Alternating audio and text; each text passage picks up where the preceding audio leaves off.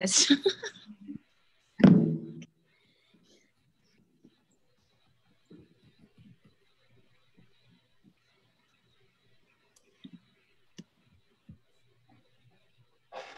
Good morning, everyone. Morning. Good morning. Welcome. I'll pull it up on my phone so I can see. Oh, there it is. I have it too here. Like, how do people do this without a second device? You really can't see what's going on. Okay, so far I don't see anybody watching. Oh wait, this says 3 people are watching. Maybe that's us. That's us. I also see Tiffany and Clark. Oh, yeah. Yeah, it's not showing me that yet. Okay, hi. Morning, y'all. It doesn't show me who are popping up. It's just showing me the comments. It's a weird delay. You know what else I've noticed in the last several weeks? It doesn't show me all the comments on my phone. And I have to go to my computer and I see different comments. It does, and even in real time it happening, it doesn't show me. I've noticed that as well. So sorry if I don't respond to your comments. Facebook doesn't show it to us. And then I see discrepancies based on y'all's posts and my laptop. Hi, Sarah. The whole conversation will be happening in the comments that then I'm like, what happened? Right. Yep. That happened to me last Sunday, and I was so confused. Good morning. This muggy June day. It's muggy here in ATX Metro. I'm just waiting for some more people to pop on. I don't know. Joyce. Maybe everyone's as tired as I feel like right now. Well, it's Friday. So Yeah. we have the weekend. See, I think John Singletary just liked this, but it doesn't show me he's watching it. But that was his picture. Okay, so maybe John's watching. Hi, John, if you are. Hi, Jana. Good day to you all. Let's see. We wanted to start off today by acknowledging the day, Juneteenth, historic holiday celebrating the emancipation of slavery for African Americans in our country. Of course, we know we are still working toward liberation. We have not arrived in this very important work. So it's a day of remembrance. There's some celebration, there's some education, there's some solidarity, but there's also the recognition that the work still continues. And for so long, this work has been led by Black activists and faith leaders in the Black community in isolation without the rest of us. And so we are acknowledging that and repenting and digging our heels deep into this anti-racism work as best we can now. So I wanted to share with you guys a link in there. If you go to the Baptist Joint Committee for Religious Liberty, which is a great organization that we're connected to in various ways. If you go to their Facebook page, they've provided some resources today. Catherine Freeman, one of their fellows, wrote an article for Juneteenth. At noon, their director of education, Charles Watson Jr., is going to be giving an interview with their executive director about Juneteenth. And so there's some great resources there. We invite you to check that out. Can I add, I forgot to mention this before, but the Poor People's Campaign has a big event tomorrow and you can join online. They have 3 connection opportunities, 2 tomorrow, 1 on Sunday. Again, Reverend Dr. Barber is a continuing Dr. King's work and has been a civil rights leader for decades. So take a look at that. I think it's june2020.org. I'm going to comment that in the comments. Thank you. I think Lisa Harper has an event as well. There's a lot of online events happening this weekend. So, hey, Joyce just finished the Seeing White podcast series. She said, "Oh, I hope it was as eye-opening and revelatory for you as it was for us." Did it live up to all the hype we gave it? Yeah, let us know. Yeah. Feel free to link as well. Whew. All right. Well, we've got a cool thing. Well, wait, can I mention the fundraiser first? That's what I'm talking about. Oh, okay.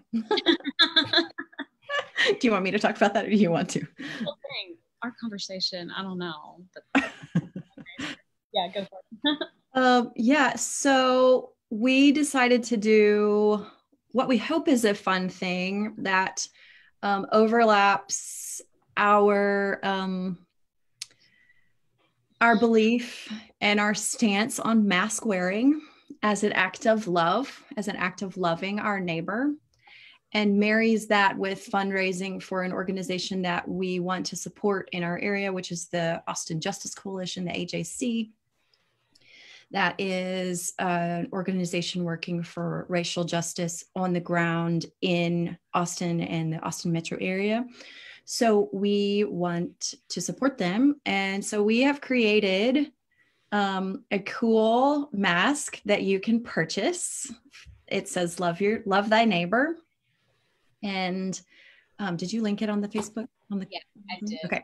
It's linked there, and you can purchase one for everybody in your family, and all proceeds, we're not keeping any of the proceeds. All of them are going to the AJC, and we hope that you will wear them as an act of love for your neighbor. This is it. Yeah. You can see our little heart logo there under.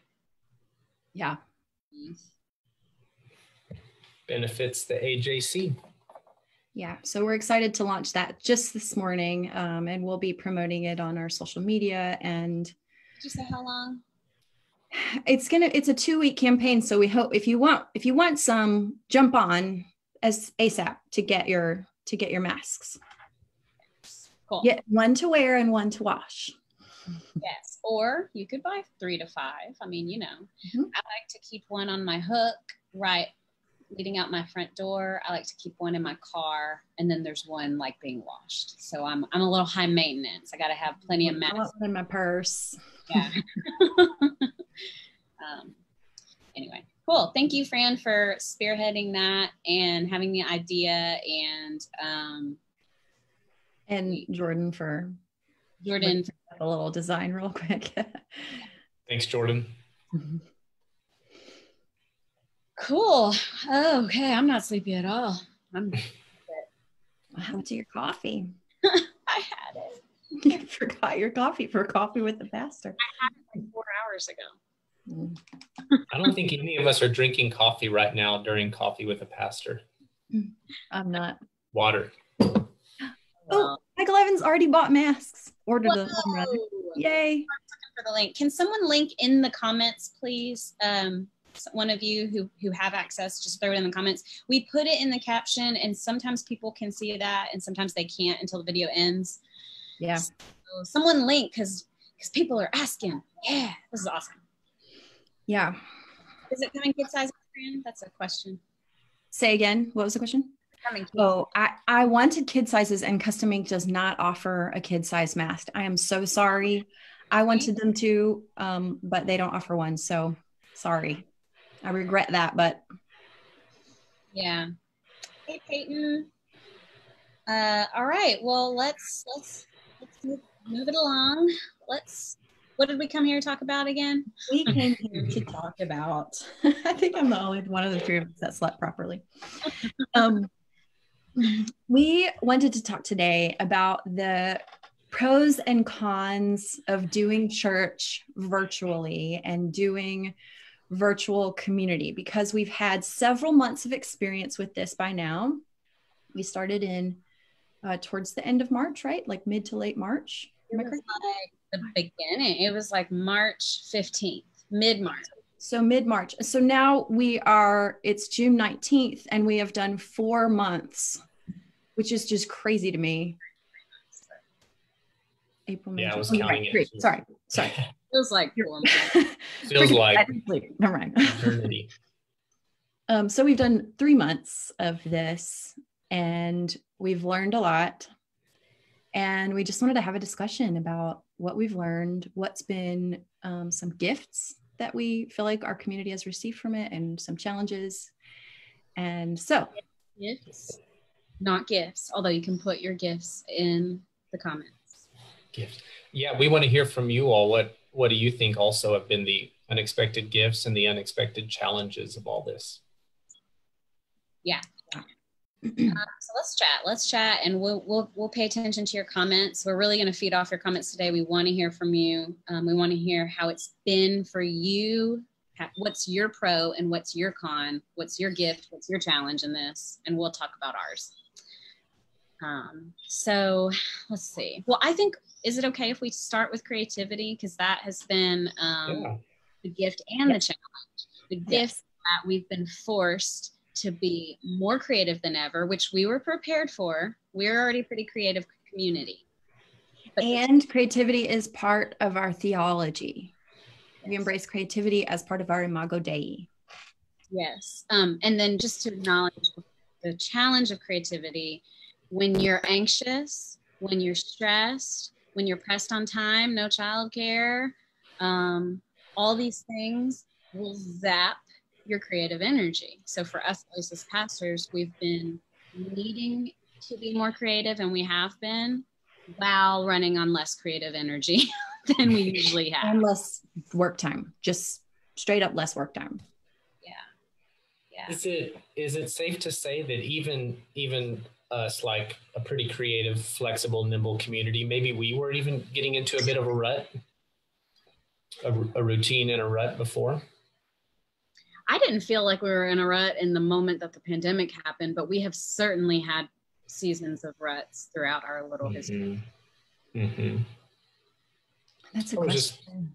I was just thinking out loud. I don't know which way I would come down on that, but I do agree. We've had to think so creatively and not break church, but break it open so it could become something new. And surprisingly, it has.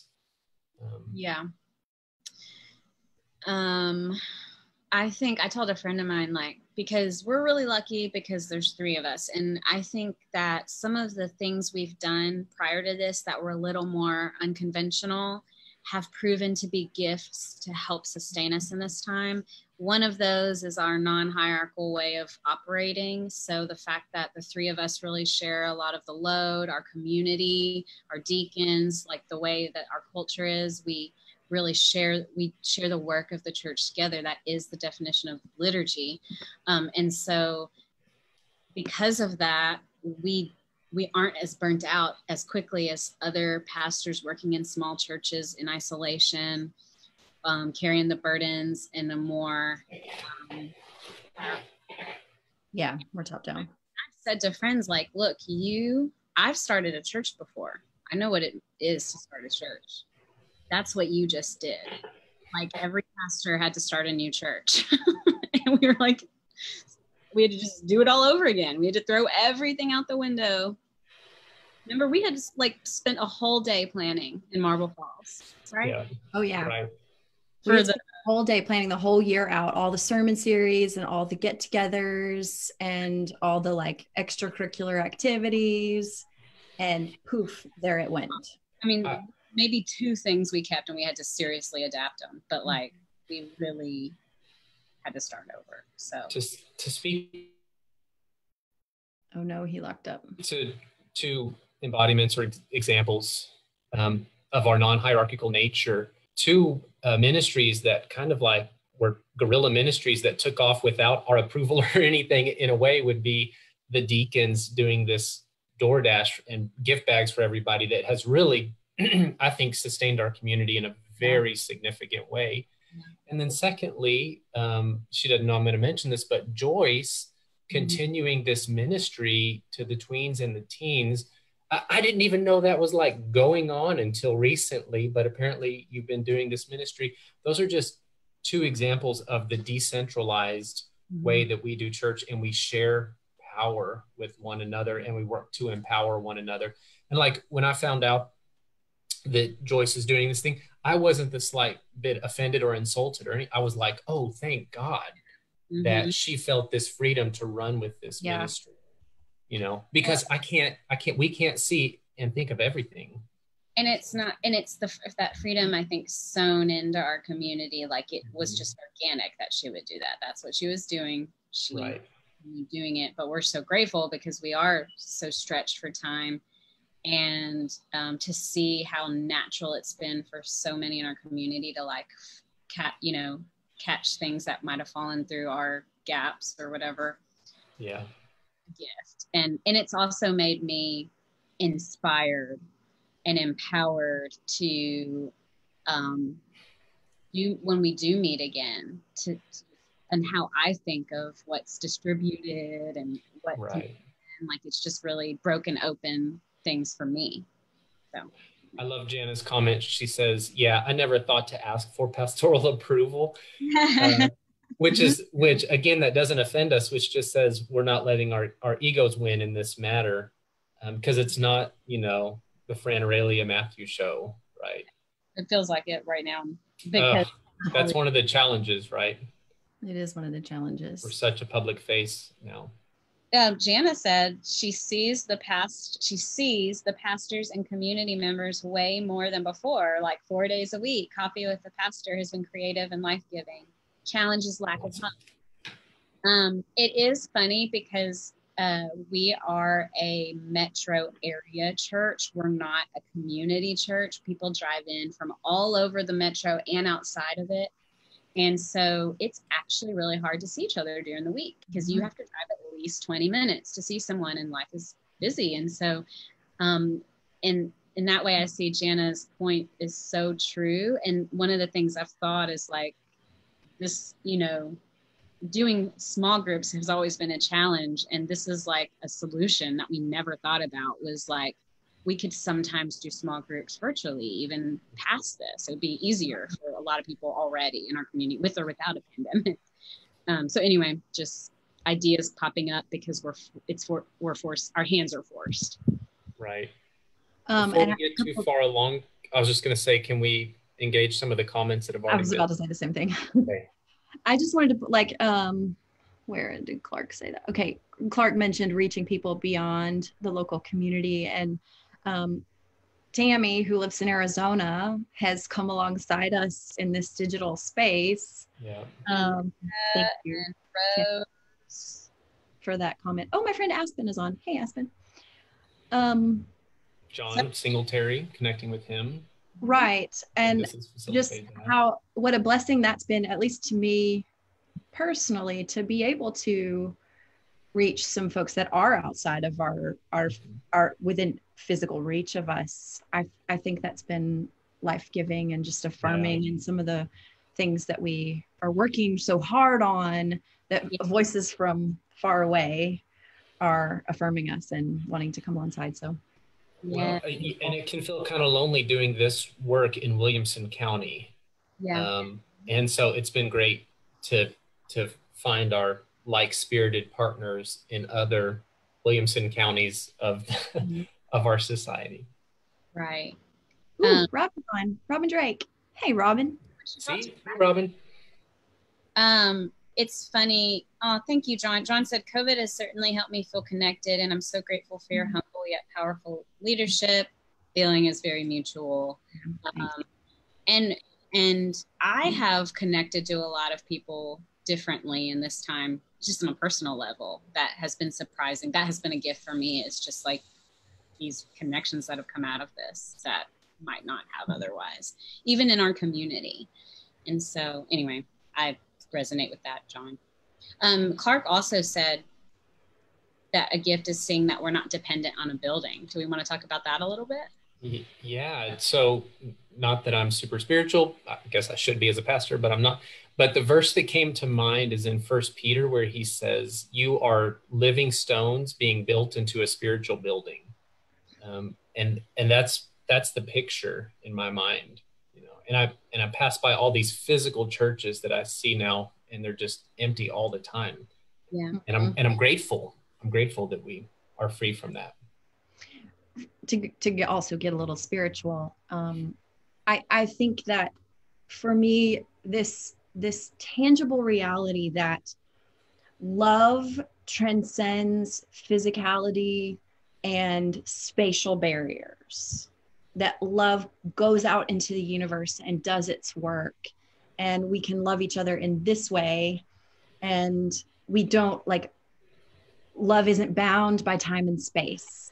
For me, that spiritual lesson has really been driven home in this time. Mm-hmm.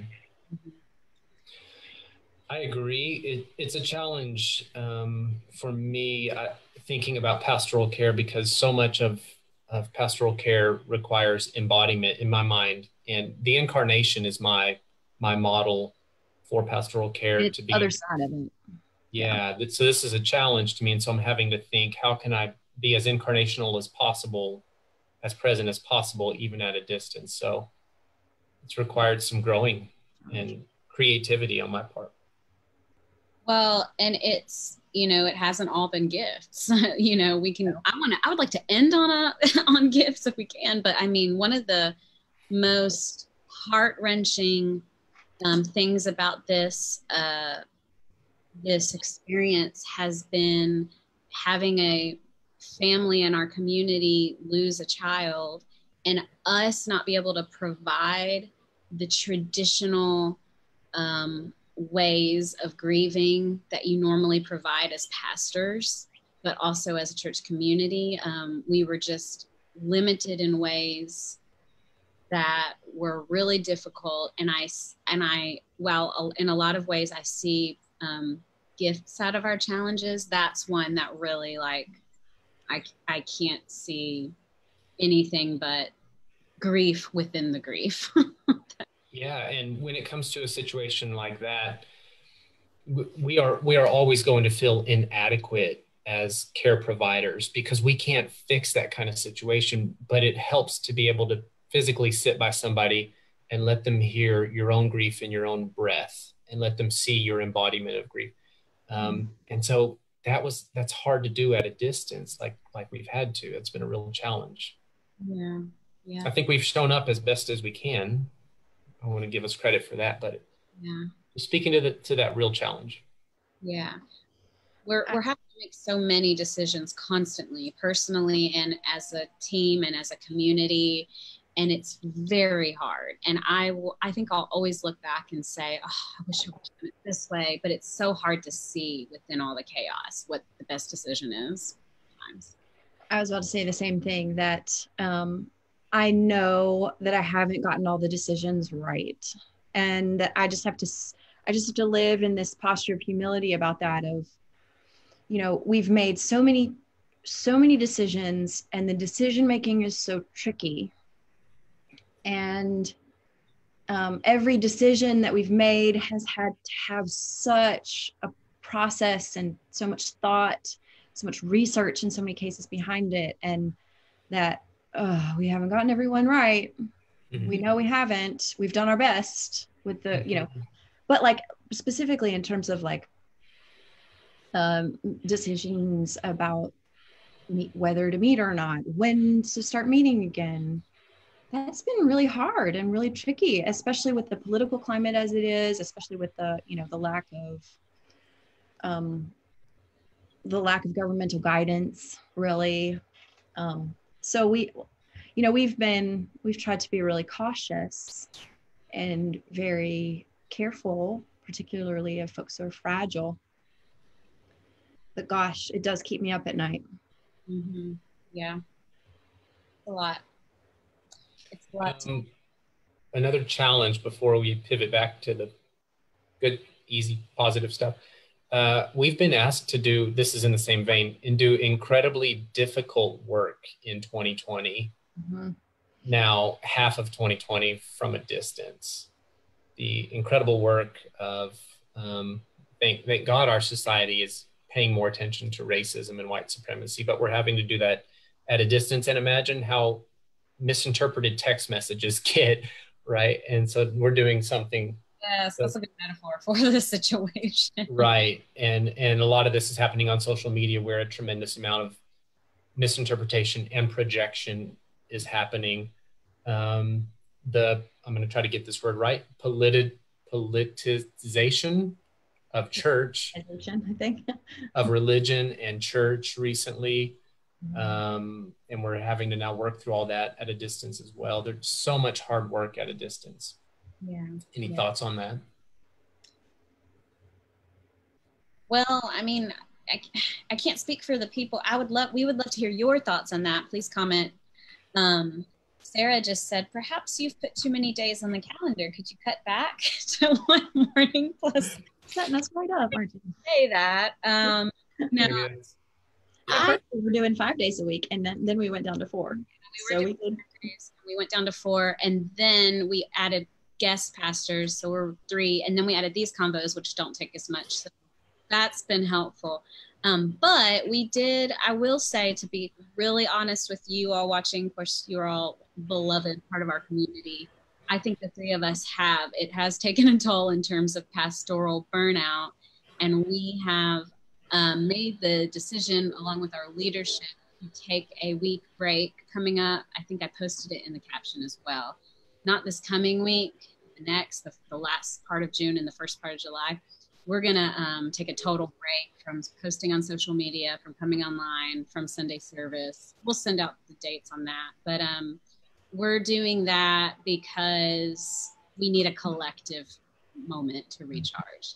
And if I take a break, then they carry my burdens. If one of them takes a break, and if we keep posting on social media, someone has to set that up. And it's just, there's just a lot of moving parts. And so we're breaking. We're taking a summer Sabbath for the week. I just want to put that in some theological perspective, that we do have a theology of Sabbath, and that even before the pandemic started, we had made the decision to not meet one Sunday per month. This was before, and instead we were doing like a communal dinner on that week instead of a Sunday service. So that was something that we were already thinking about, was almost taking a Sabbath from how we do gatherings and doing it in a different and in a way that offered a more depth of, conversation and community, and also sharing table. So, but that's, we're doing that because we need it really bad, but also because we have a robust theology of balance and rest in our work, and of self-love and self-kindness toward ourselves, giving ourselves permission to acknowledge that this has been exhausting. This whole season has been exhausting and draining. And the 3 of us both have kids, and our kids have been home. Normally Matt's and my kids are at school, and they've been home this whole time, and now it's summer, which of course they'd be home. And Aurelia's kid normally goes to school a few mornings. And so we've all suffered just from lack of work time, and it's just been hard. And so in an act of self-love, and hopefully what it comes across as us modeling a good practice of rest, take a Sabbath, and offer yourself kindness and love. Yes. I don't know about you guys, but I mean, and you guys watching, but like my neck starts hurting when I get stressed. Like right now, my neck just is like, oh, it's just like, I'm so exhausted. So I'm saying like, it's time to like acknowledge that and be a human. So I think another reason we feel totally fine about this decision is we know that you all are caring for one another as well. And we don't, I feel like a broken record. We can take a break, and we know that the ministry of the church goes on without us. That doesn't mean you have to step up extra because we're not doing it, because you need breaks as well. But we know that your lives are so woven together now, like our logo, like our cross logo, that the care and the ministry will continue. Yeah. All your comments are so nice. Thank you. They are so nice. You guys are nice to us. Well, what else do we have? Did we miss something? I do want to say, just to, Brittany's ordination is Sunday. I hope you will all jump on the live. It is going to be, I think, the most special and thought out service we've done in 3 months of, virtual meetings. And that has been, to me, the symbol for this what's been required of us for 3 months. It's been like a good metaphor for it, because an ordination revolves around physically laying hands on a person. I really we were supposed to do it in March, like the week after we stopped meeting was the scheduled date. And I kept putting it off, hoping. And then Brittany and I are talking, and we're just realizing even when we meet in person again, there's going to be all kinds of measures, and it's just not going to be how it was for a long time, or, not enough time to wait for her ordination. That's been 2 years in the making already. So anyway, we've just done so much creative thinking through this, which has been required through the whole 3 months. We've gotten people on board, her ordination council, the deacons. Steve Young made this amazing video. It's not a surprise because Brittany already knows about it. But that involves everyone in the church and in her family and her friends. And it's like a metaphor to me for what the work that's been happening. So anyway, I'm excited. I did not think it was going to be exciting, but it is. It's going to be really good. Well, and it will be, we'll have one more service. I'm looking at my calendar. No, yeah, okay, we have one more before we black out for a week. Yeah, well, so the ordination is this Sunday, and then we'll have then the 28th. The 28th. We'll meet as usual, and then after that, we're not going to get on social media or call anybody or so. I went to express gratitude for how flexible our community has been during this time. Even like folks who don't like Facebook, which nobody blames you for that. Like if we didn't have to be on Facebook all the time for work, then we probably wouldn't be on there either. But we've been grateful for the medium to have it at our fingertips and available. And we're grateful for especially for the folks who overcame some reticence to use that medium and to come on to be with us, just to experience a sense of community. I'm grateful for how flexible everyone has been. Same. Very grateful. I already knew I was grateful for our community. I already knew I was lucky. Mm-hmm. This whole experience continued to influence those feelings, and also just the way that I feel like our community was ready for something like this blows my mind. Like, we were ready for it. We've got the resilience for it. We know how to hold things lightly. We know how to be creative. We know how to not let what we're supposed to do stop us. Mm-hmm. And so it's been, I think on the other side of this, we're going to be even more powerful of a small but mighty community. Yeah. The phrase "for such a time as this" has gone through my mind so many times during this whole thing. For such a time as this, where we prepared and created and uniquely positioned to be what we are being. Yeah. Okay. Well, go buy some masks. Masks. Let me refresh and see what happened while we were there. Oh, we sold 7 masks. That's pretty cool. I'm going to get on and order mine. I'm get on and order some as well. And we will see you guys on Sunday. On Sunday at the ordination. Brittany's ordination. Yep. Have a restful weekend. Yes. Bye. Bye-bye.